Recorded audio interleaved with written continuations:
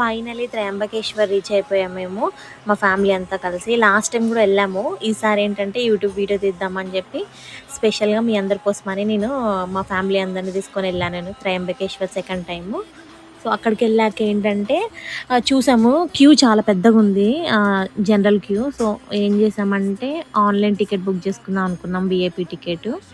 So ఆన్లైన్లో book చేస్తుంటే process ఎక్కువ అవుతుంది అండ్ అలాగే ఎట్ ఏ టైం 4 మెంబర్స్కే మనం బుక్ చేయడం పాసిబుల్ అవుతుంది. మేము 10 మెంబర్స్ వెళ్ళాం కదా, సో అందుకే ఆఫ్లైనే తీసుకుందాం అనుకున్నాం. ఇలా టెంపుల్ నుంచి రైట్ సైడ్లో వెళ్ళాలి మనము, 1.5 కిలోమీటర్ ఉంటుంది.